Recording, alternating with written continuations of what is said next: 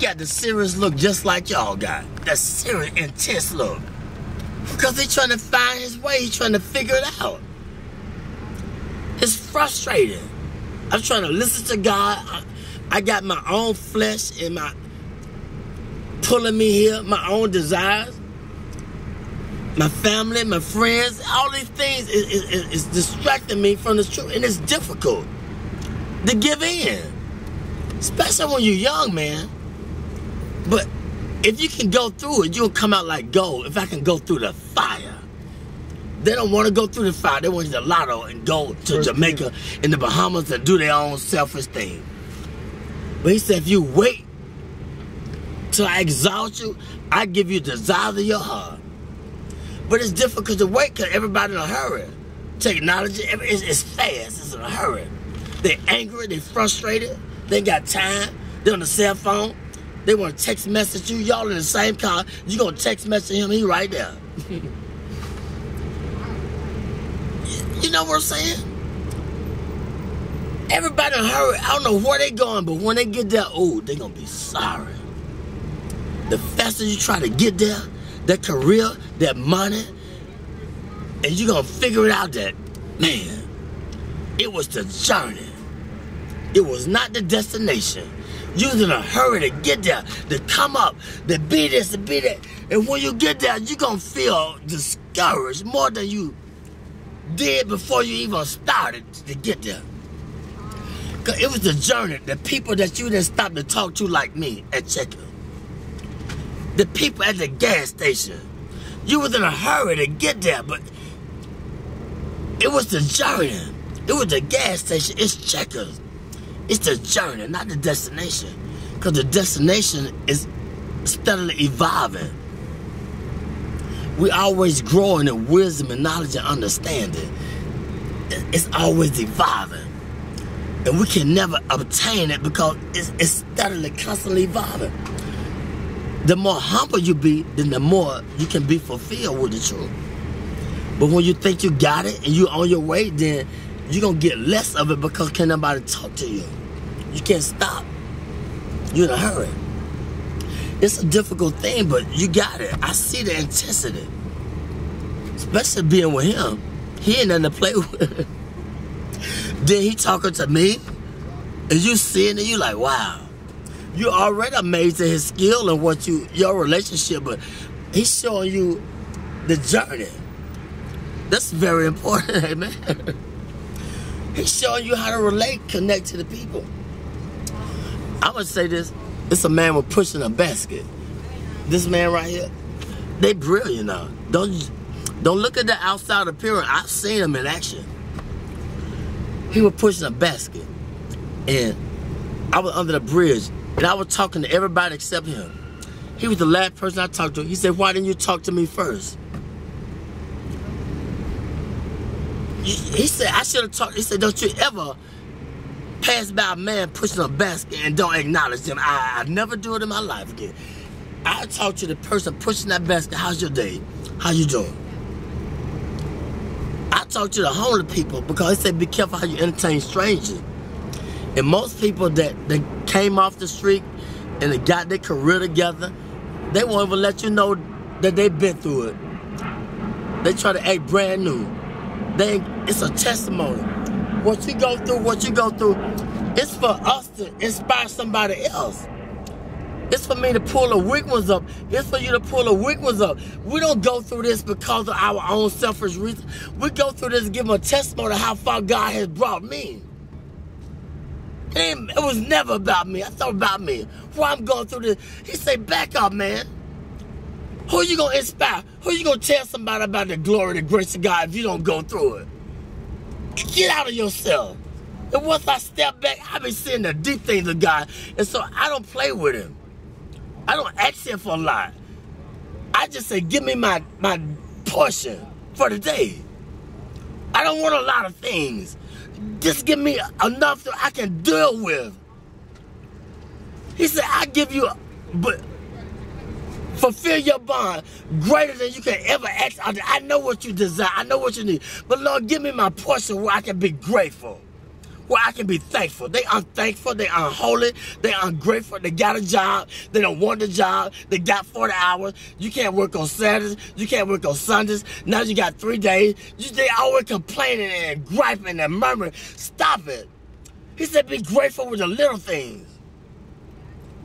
And wait, and I put you there. But he gonna put us in a place where they appreciate me in the job. I don't hate going to work. I gotta watch my back. They backstabbers. You making the money, but I can't go to the job because I gotta watch my back.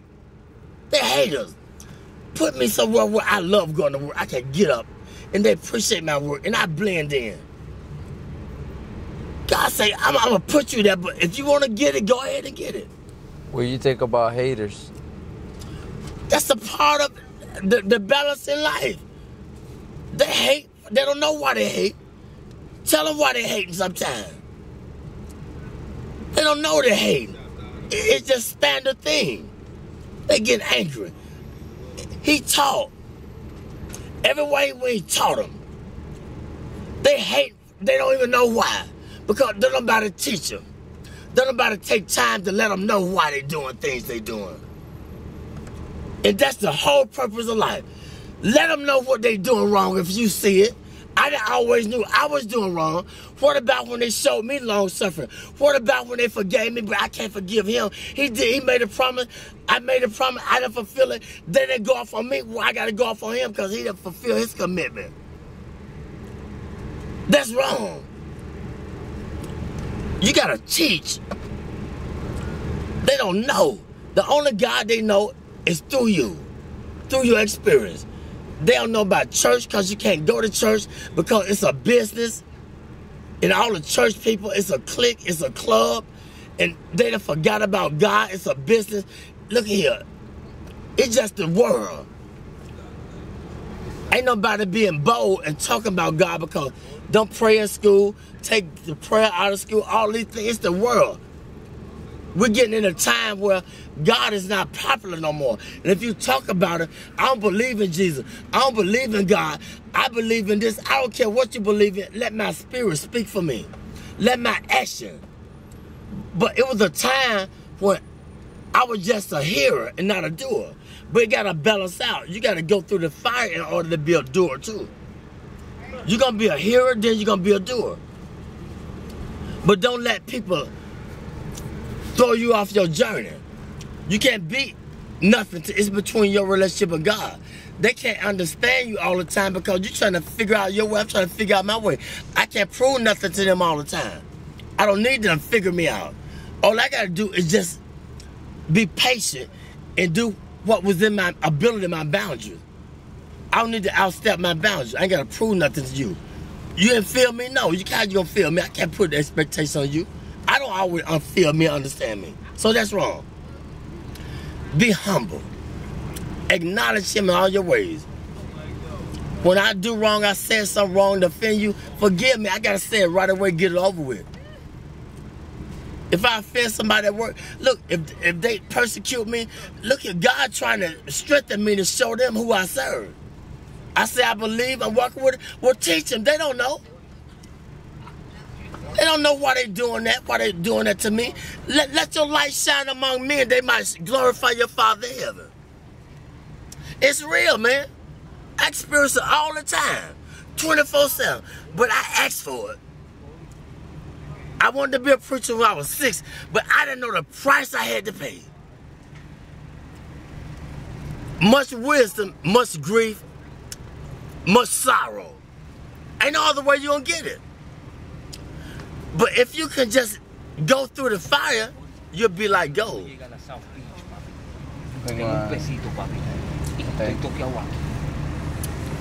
The first thing they do when you go to a pawn shop and take what they do? How do they determine if it's gold plated or what? What they do? What kind of test they take it through? When you take the jewelry to the pawn shop, how do they determine if it's real or fake? They put it through the acid test. They put the fire upon it. This is how we know if we're real or fake. We're going to go through the fire. You're going to have disagreement with each other, but it's okay.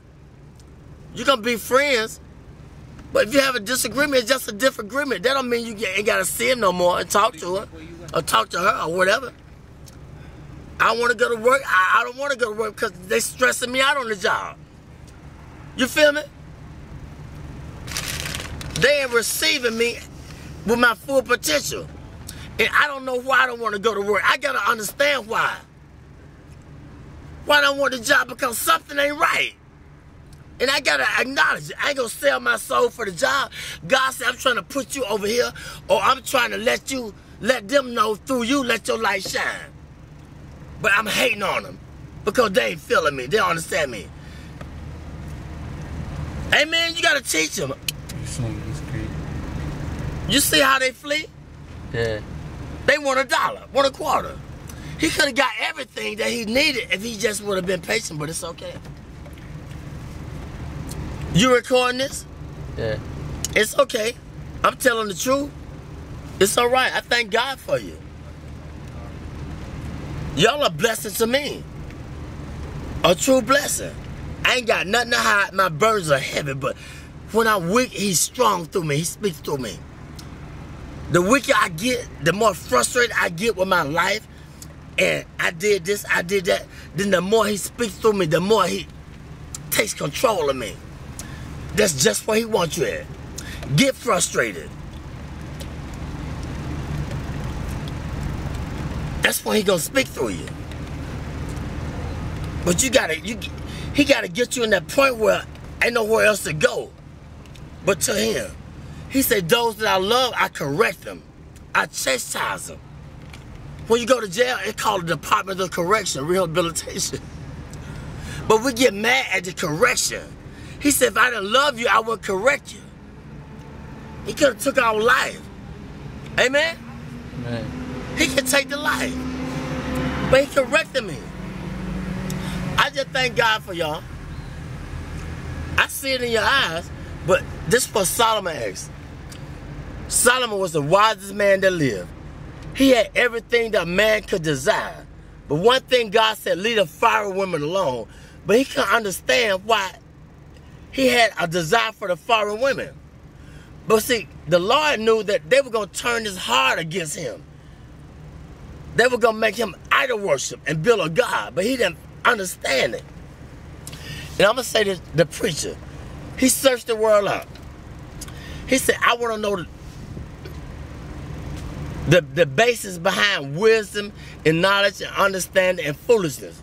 See, you can't know wisdom and knowledge and should be a fool, but we don't want to be foolish.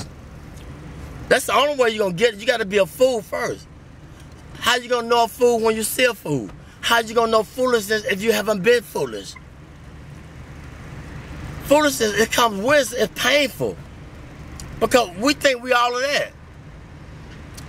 We got a lot of abilities. We can create. We can send man to the moon. We can be inventors, but we're limited. If I understand that I'm limited, then that's when God takes control and gives me the wisdom that I desire. Humility. Be humble. If you don't understand your purpose, ask God. But ask him in sincerity. What's my purpose, God? Did you ever ask that question? What's my purpose? Why I'm here? What am I meant to do? But sometimes he can't tell us all at once. It might be too much. But be sincere.